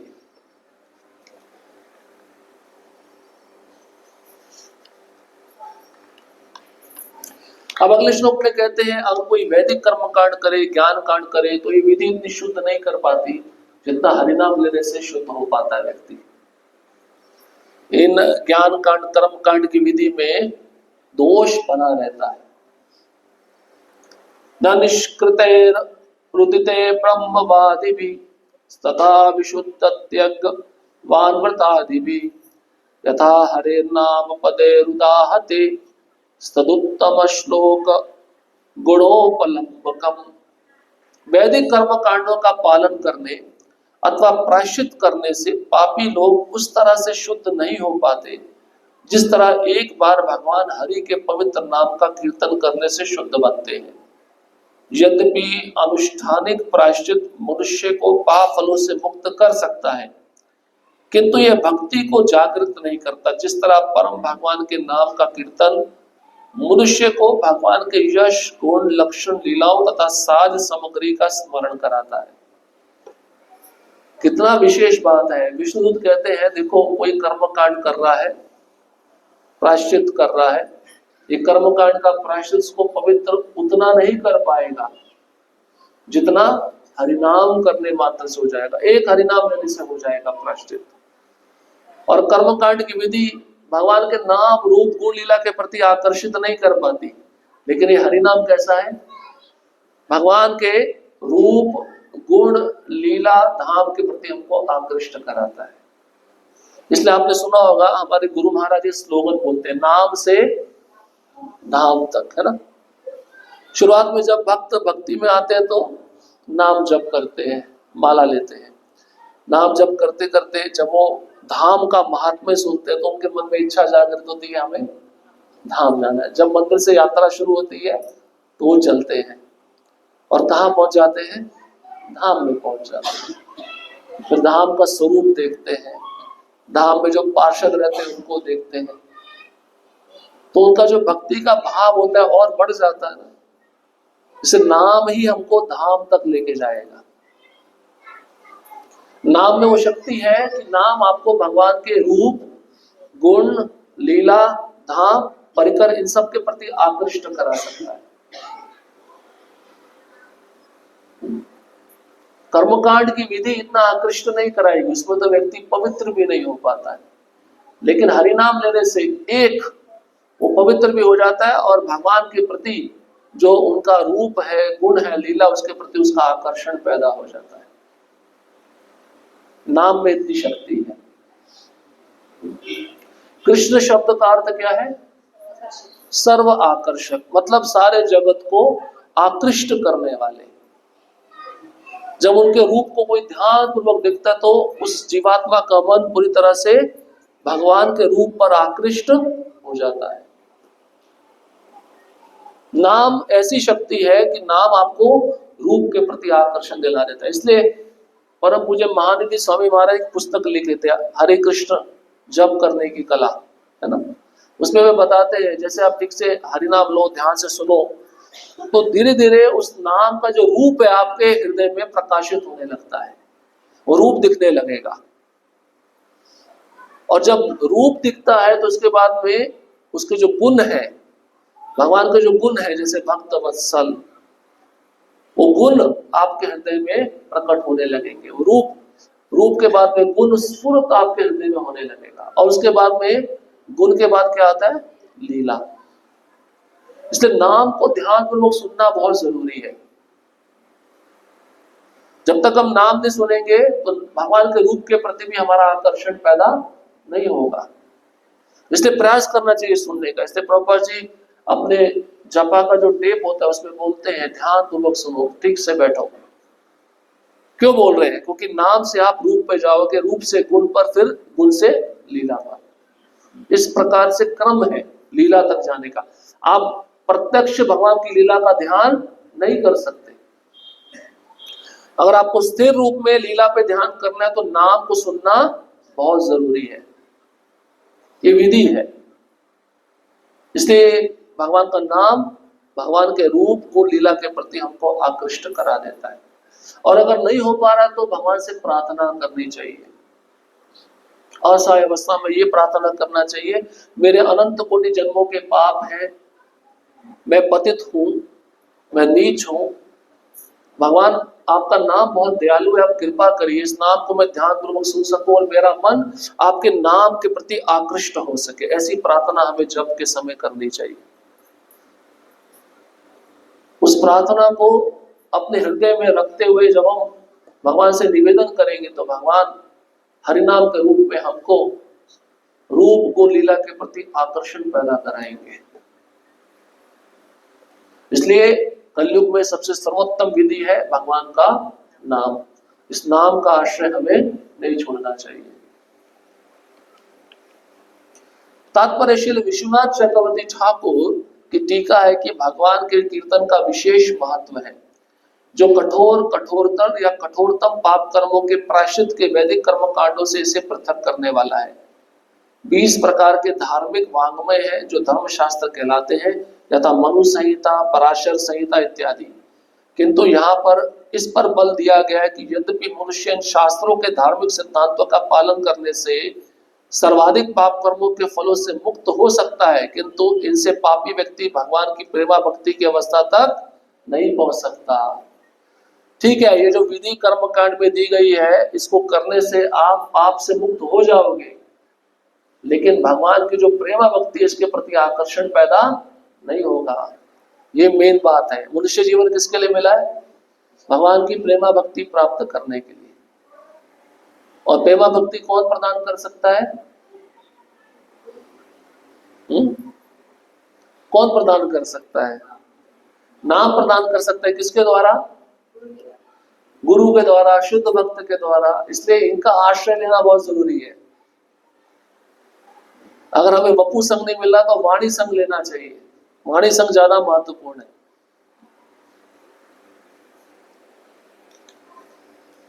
देखो, मृगारी था, कितना पापी था। पशु को अधमरा करके छोड़ता था और देखकर हंसता था, उसको बहुत आनंद आता था। लेकिन जब नारद मुनि का संग मिला और नारद मुनि ने क्या दिया? हरिनाम दिया ना। हरिनाम देने से, जप करने से उसके मन में भगवान के रूप गुण लीला के प्रति रुचि जागृत हो गई और जो पाप कर रहा था उस पाप के फल से भी वह मुक्त हो गया। तो दो चीजें महत्वपूर्ण है, एक हरिनाम और शुद्ध भक्त का संग। ये दो चीजें अगर आपको मिल जाती है तो आप बहुत जल्दी प्रोग्रेस करोगे भक्ति मार्ग पर, बहुत जल्दी आगे बढ़ोगे।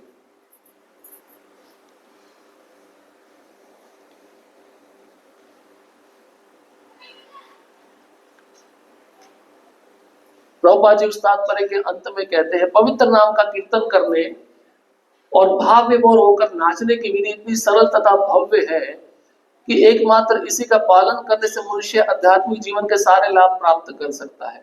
मतलब कीर्तन के समय उच्चारण करना हरिनाम का और नाचना, ये करने से ही आध्यात्मिक लाभ प्राप्त हो जाता है। इसलिए श्री चैतन्य महाप्रभु घोषित करते हैं, परम विजयते श्री कृष्ण संकीर्तनम, श्री कृष्ण संकीर्तन की जय हो। हमने जो संकीर्तन आंदोलन चलाया है वह समस्त पाप फलों से शुद्ध होने तथा तुरंत ही आध्यात्मिक जीवन के पद को प्राप्त करने की सर्वोत्तम विधि प्रदान करता है। श्लोक क्रमांक 12, नैकांतिकम तद्विकृते अपि निष्कृते मना पुनर्धावति चेत सत्पथे तत्कर्म निरहारमभिप्सताम हरे गुणानुवादा खलु सत्व भावना। धार्मिक शास्त्रों में संस्तुत किए गए प्रायश्चित के कर्मकांड हृदय को पूरी तरह स्वच्छ बनाने में अपर्याप्त होते हैं, क्योंकि प्रायश्चित के बाद मनुष्य का मन पुनः भौतिक कर्मों की ओर दौड़ता है।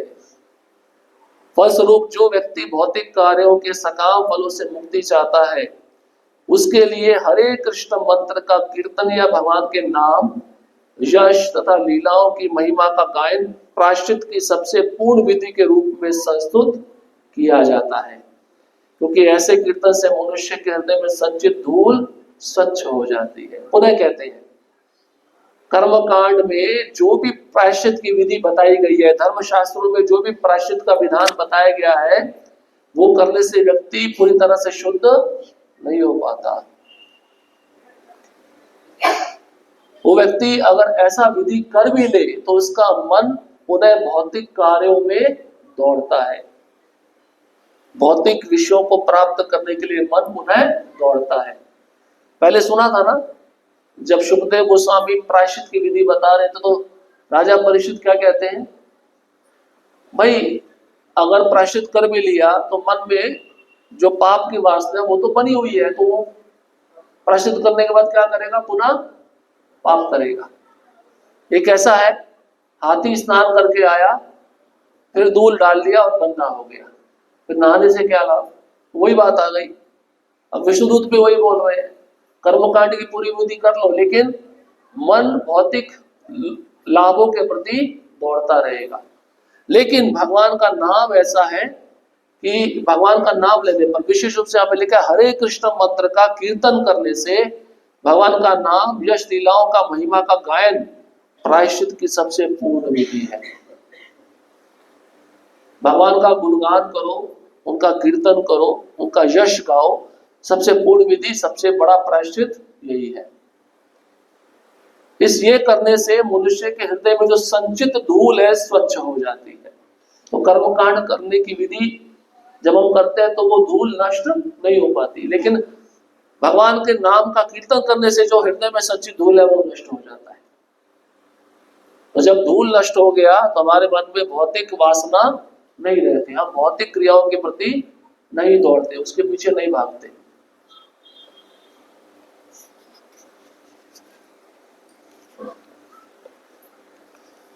षण्वता स्वकथा कृष्ण पुण्य श्रवण कीर्तना अत्यंतस्थो भद्राणी विदुनोति सुहर्षताम।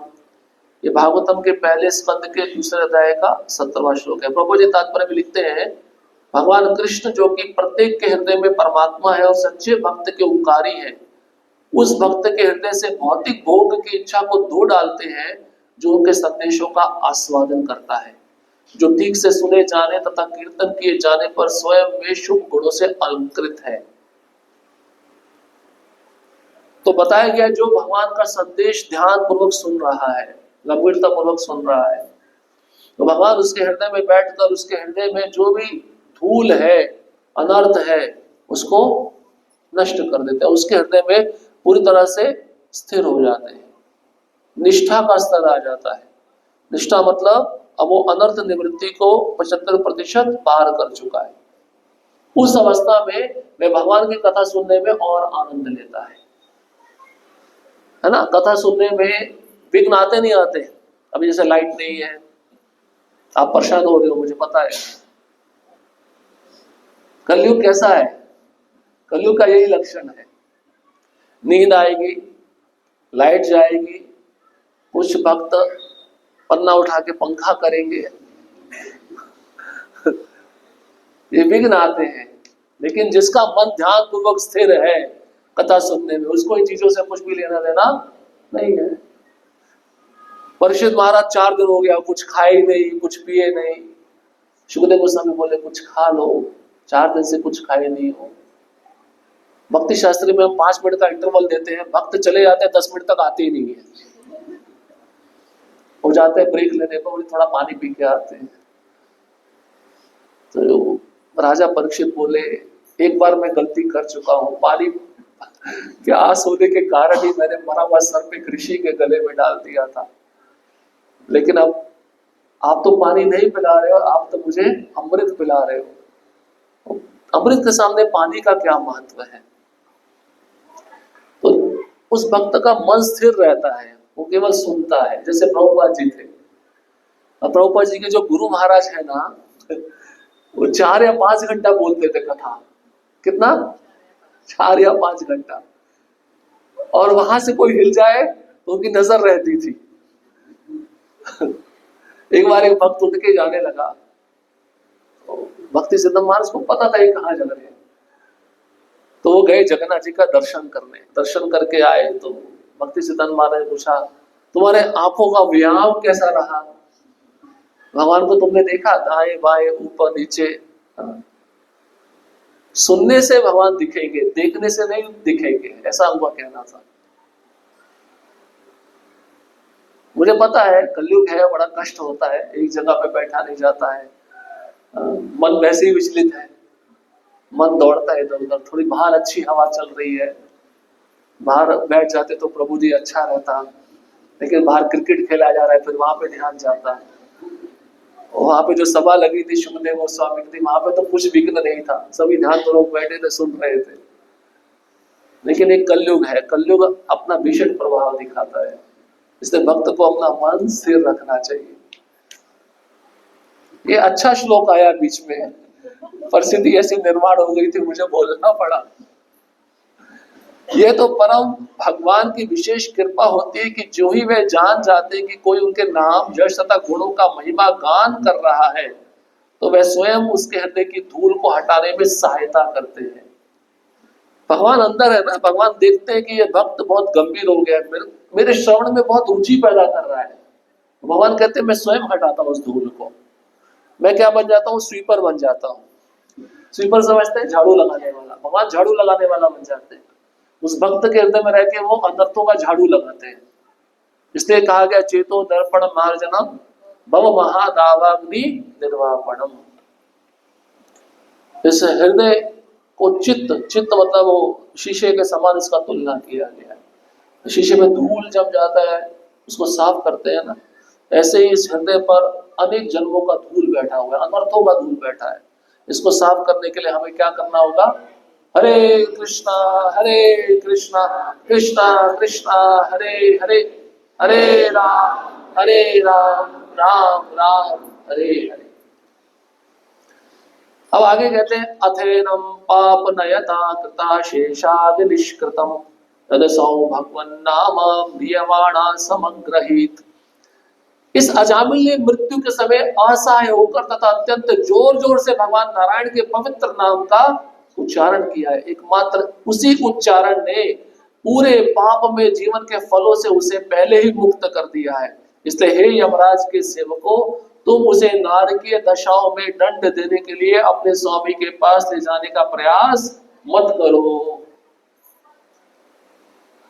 उसी बात को दोहरा रहे हैं। कैसे उच्चारण किया? जोर जोर से, असहाय अवस्था में इसने भगवान के नाम का उच्चारण किया है, और एकमात्र इसी उच्चारण से उसने सारे पाप में जीवन के फलों को नष्ट कर दिया। इसलिए यमराज के सेवकों, हे यमदूतों, तुम इसको यमराज के पास लेकर नहीं जा सकते। यही प्रश्न पूछा था ना महाराज परीक्षित ने कि सभी नरक जा रहे हैं, इनको नरक जाने से कैसे बचाया जाए। तो ये हरि नाम है, भगवान का नाम है। अगर किसी को नरक नहीं जाना, उसको भगवान के नामों का उच्चारण करना चाहिए। नहीं, और किसी की इच्छा है मुझे यमराज या यमदूतों की चेहरे देखने हैं, तो बात अलग है, फिर आप नहीं जब करो तो भी चलता है। आपकी इच्छा है प्रभु जी हमने देखा नहीं, हम देखना चाहते हैं, तो आप ये एक्सपेरिमेंट भी कर सकते हो। नाम मत लो, मंदिर में मत आओ, आराम से बैठो।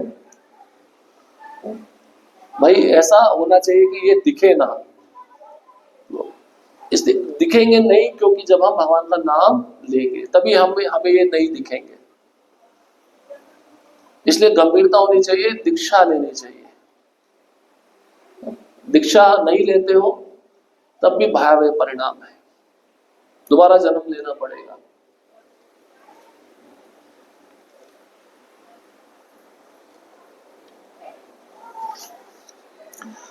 अब देखिए आगे बताते आगे आने वाले श्लोक में कि अगर कोई मजाक में इशारे के द्वारा भगवान का नाम लेता है तो भी वो मुक्त हो जाता है। कितनी सुविधा दे रहे हैं भगवान। सांकेत्यम परिहास्यम वास्तुवम हेलनमेववा वैकुंठ नाम ग्रहणम अशेषागरम विधु। सांकेत्यम मतलब संकेत के रूप में, जैसे भक्त कीर्तन के लिए जाते हैं तो कोई दुकानदार देखेगा क्या बोलता है, देखो हरे कृष्णा वाले जा रहे हैं, है ना, इसको बोलते हैं सांकेत्यम। संकेत मतलब इशारा। कोई ऐसा भी बोलता है देखो देखो हरे कृष्णा वाले जा रहे हैं, वो भी मुक्त हो गया, वो यमराज के दूतों का दर्शन नहीं करेगा। फिर कहते हैं पारिहास्यम, हंसी मजाक में। ये हरे कृष्णा वाले बहुत सारा प्रसाद खाते हैं, ये बहुत चालू है, इनके पास बहुत पैसा है, हरे कृष्णा वालों के पास। हमको तो बोलते हैं विदेश में यात्रा करते हैं हरे कृष्णा वाले। पारिहास्यम, हंसी मजाक में। फिर कहते हैं स्तोभम, संगीत में मनोरंजन। चलो प्रभु जी आज हरि नाम करते हैं, अच्छे अच्छे वाद्य यंत्र बजाएंगे, समझते हैं मनोरंजन के लिए हरि नाम लिया जा रहा है, आत्मरंजन के लिए नहीं। किसके लिए? मनोरंजन के लिए। मनोरंजन समझते हैं, एंजॉयमेंट, आनंद। अगर इस भाव में भी हरि नाम ले रहे हो तब भी यमदूतों का दर्शन नहीं करना पड़ेगा। फिर कहते हैं हेलनम, उपेक्षा भाव से। उपेक्षा मतलब ध्यान नहीं दिया, ध्यान नहीं देना।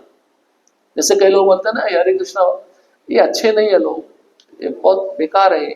उपेक्षा, तिरस्कृत भावना से देखना।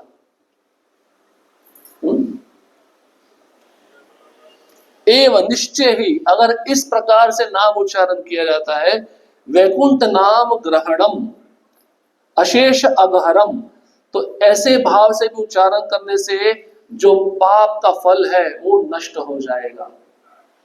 जो व्यक्ति भगवान के नाम का कीर्तन करता है उसे तुरंत अनगिनत पापों के फलों से मुक्त कर दिया जाता है। भले ही उसने यह कीर्तन अप्रत्यक्ष रूप में कुछ अन्य संकेत करने के लिए, परिहास में, संगीत में, मनोरंजन के लिए अथवा उपेक्षा भाव से क्यों ना किया हो। इसे शास्त्रों में पारंगत सभी विद्वान पंडित स्वीकार करते हैं। सभी ने स्वीकार किया, बिल्कुल सही है। अगर इन भावों में भी भगवान का नाम लिया जाए, मजाक उड़ाने की स्थिति में, मनोरंजन की स्थिति में, संकेत इशारा करने की स्थिति में, वो भी सारे पाप के फलों से मुक्त कर दिया जाता है। कितना डिस्काउंट दे रहे हैं भगवान, इससे ज्यादा डिस्काउंट देंगे आपको? तो संसार में छोटी सी दुकान लगे, कोई कपड़े की डिस्काउंट मिलता है, जो मेन प्राइस है उसका आधे प्राइस पे आपको वो वस्तु मिलेगी तो आप दौड़ के जाओगे। भगवान कितना डिस्काउंट दे रहे हैं फिर भी हम नहीं लेते। भगवान अपनी तरफ से कितना प्रयास कर रहे हैं, ये बताने का प्रयास क्या है, मतलब कैसे भी करके जीव मेरे पास आ जाए, बस बाकी मैं संभाल लूंगा। कैसे भी करके जीव मेरे धाम में आ जाए, मेरे पास आ जाए। मैं कौन हूं? मैं उनका पिता हूं। पिता कभी भी अपने पुत्र से अलग नहीं रहना चाहता। भगवान इसलिए सब बता रहे हैं, विष्णुदूत बता रहे, तो एक तरह से भगवान का ही संदेश है ना। इसलिए 16 माला अच्छे से होनी चाहिए, गंभीरता पूर्वक होनी चाहिए। अब देखो और भी चीज बता रहे हैं, किसी और अवस्था में भी अगर हरि नाम लिया जाए तो वो भी मुक्त हो सकता है। आगे कहते हैं पतिता स्खलितो भग्ना संदष्टस्तप्त आहता हरित्यवशेनाः पुमानार्हति यातना। यदि कोई हरिनाम का उच्चारण करता है और तभी किसी आकस्मिक दुर्भाग्य से तथा छत से गिरने, फिसलने या सड़क पर यात्रा करते समय हड्डी टूट जाने, सांप द्वारा काटे जाने, पीड़ा तथा तेज ज्वर से आक्रांत होने या हथियार से घायल होने से मर जाता है, तो वह कितना ही पापी क्यों ना हो, नारकीय जीवन में प्रवेश करने से वह तुरंत मुक्त कर दिया जाता है। कोई गिरा, छत से गिर गया, छत से गिरते गिरते उसने क्या बोला, हरे कृष्णा कृष्णा कृष्णा हरे हरे, हरे राम राम राम हरे हरे। या सड़क पे चल रहा है, केले का छिलका नहीं देख पाया, उस पे पांव रख दिया, फिसल गया, ओ हरे कृष्णा। फिर बोलते हैं सड़क पे यात्रा करते समय एक्सीडेंट हो जाए, हड्डी टूट जाए, कुछ दर्द होता तो पहले क्या बोलते थे हम माता का नाम याद आता था, पिता। असली माता पिता कौन है? भगवान है। तो भगवान का नाम याद आना चाहिए। दर्द हो रहा ना, भगवान का नाम लो। उसके बाद में पता है सांप आ जाए, सांप काट ले, उस अवस्था में भी अगर वो भगवान का नाम लेता है तो कितना भी पापी क्यों ना वो मुक्त हो जाएगा। बहुत पीड़ा है, शरीर में दर्द हो रहा है और तेज ज्वर है, तेज बुखार है, उस बुखार में भी वो भगवान का नाम लेगा तब भी मुक्त हो जाएगा। और हथियार से घायल हो गया है, किसी ने बहुत धारदार हथियार चलाया, उस हथियार से उसके शरीर को क्षति पहुंची है, इंजरी हुई है, तो उस अवस्था में भी अगर वो मर जाता है और घायल अवस्था में हरिनाम लेते लेते मरता है, तब भी वो सब पापों से मुक्त हो जाता है। अब आगे बताते हैं, चाहे बड़ा पाप हो छोटा पाप हो, सभी पापों का प्रायश्चित हरिनाम है। गुरुणाम च लघुनाम च गरुणे च लघुनि च प्रायश्चित्तानि पापानां ज्ञात्वोक्तानि महर्षिभिः। प्राधिकृत विज्ञ पंडितों तथा महर्षियों ने बड़ी ही सावधानी के साथ यह पता लगाया है कि मनुष्य को भारी से भारी पापों का प्रायश्चित करने के लिए प्रायश्चित की भारी विधि का तथा हल्के पापों के प्रायश्चित के लिए हल्की विधि का प्रयोग करना चाहिए। मतलब भारी पाप हो तो भारी प्रायश्चित की विधि है, हल्का पाप हो तो हल्की प्रायश्चित की विधि है, ऐसा शास्त्र में बताया गया है। ठीक है ना। ज्यादा बड़ा पाप किए तो उसके लिए प्रायश्चित भी बड़ा होगा, छोटा पाप किए तो उसके लिए प्रायश्चित भी छोटा होगा। लेकिन यहाँ पे कहते हैं किंतु हरे कृष्ण कीर्तन सारे पाप कर्मों के प्रभावों को, चाहे वह भारी हो या हल्के हो, नष्ट कर देता है। इसलिए बोलो हरे कृष्णा कृष्णा कृष्णा हरे हरे, हरे राम राम राम हरे हरे। तात्पर्य में एक लीला लिखी है प्रभुपाद जी, इस संदर्भ में श्री विश्वनाथ चक्रवर्ती ठाकुर ने एक घटना का वर्णन किया है, जो तब घटी जब सांप को कौरवों के दंड से बचाया गया था। सांप दुर्योधन की पुत्री से प्रेम हो गया था। दुर्योधन की पुत्री का नाम क्या था? हाँ, कौन बोला? लक्ष्मणा। तो भगवान के पुत्र थे सांब, उनको प्रेम हुआ था दुर्योधन की पुत्री से। और चूंकि क्षत्रिय प्रथा के अनुसार क्षत्रिय की कन्या किसी को तब तक नहीं प्रदान की जाती जब तक प्रेमी अपना शौर्य ना दिखाए, अतः सांब ने लक्ष्मणा का अपहरण कर लिया। फलस्वरूप वह कौरवों द्वारा बंदी बना लिया गया। बाद में जब भगवान बलराम उसे छुड़ाने आए तो सांब की रिहाई को लेकर वाद विवाद हुआ। चूंकि कोई समझौता नहीं हो पाया, अतः बलराम ने अपनी शक्ति का प्रदर्शन किया, जिससे सारा हस्तिनापुर डगमगाने लगा और ऐसा लगा कि किसी बहुत बड़े भूकंप से वह विनष्ट हो जाएगा। तब सारा मामला तय हुआ और सांब का विवाह दुर्योधन की पुत्री से कर दिया गया। तात्पर्य यह है कि मनुष्य को पूर्ण पुरुषोत्तम भगवान कृष्ण बलराम की शरण लेनी चाहिए, जिसकी सुरक्षात्मक शक्ति इतनी महान है कि इसकी तुलना इस जगत में किसी से नहीं की जा सकती। किसी के पापों के फल कितने ही प्रबल क्यों ना हो, यदि वह हरि, कृष्ण, बलराम या नारायण के नाम का कीर्तन करता है तो ये पाप तुरंत नष्ट हो जाएंगे, कितना भी बड़ा पाप क्यों ना हो। इसलिए प्रायश्चित क्या है, ये हरि नाम है, इसको समझ लो।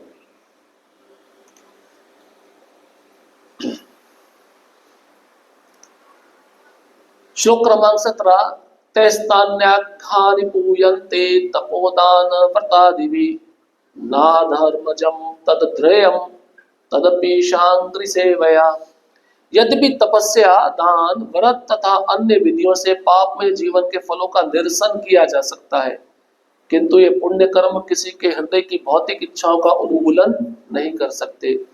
किंतु यदि वह भगवान के चरण कमलों की सेवा करता है तो वह तुरंत ही ऐसे सारे कलमशों से मुक्त कर दिया जाता है। उसी बात को पुनः दोहरा रहे हैं, अन्य विधियों का सहारा लेके हृदय इतना शुद्ध नहीं होता है जितना हरिनाम लेने से हृदय शुद्ध हो जाता है, भगवान की सेवा करने से हृदय शुद्ध हो जाता है।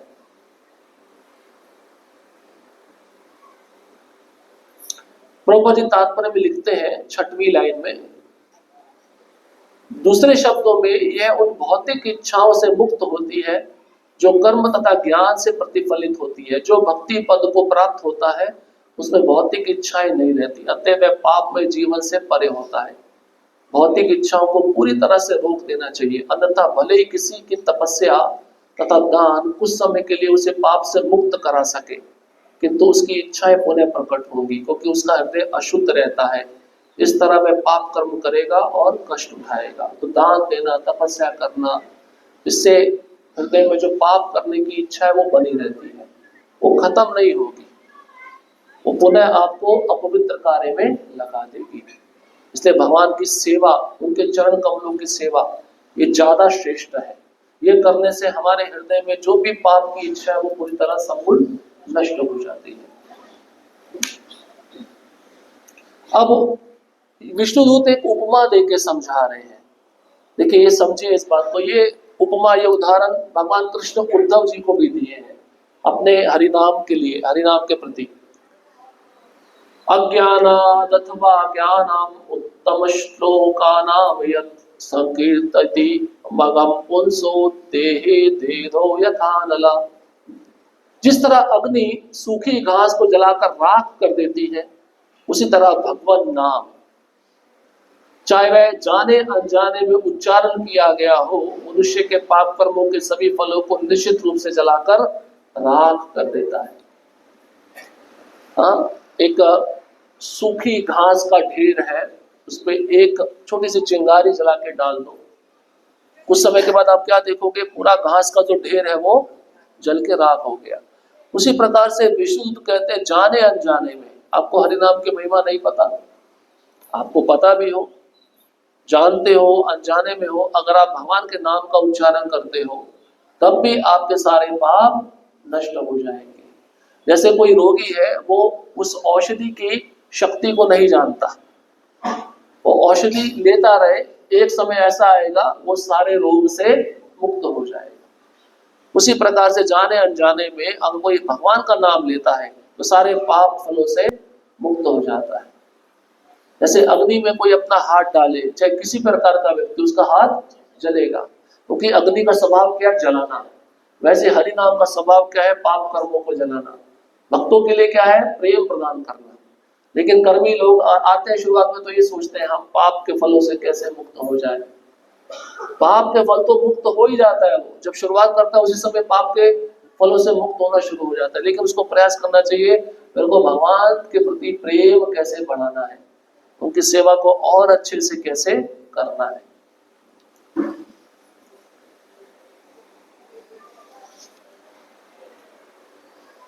अब उसी उदाहरण को देखकर आगे आकर समझा रहे हैं, यथागनम वीर्यता ममुपयुक्तम यदर्च्छया अजानतो अप्यात्म गुणम कुर्यान मंत्रो अप्युदाहता।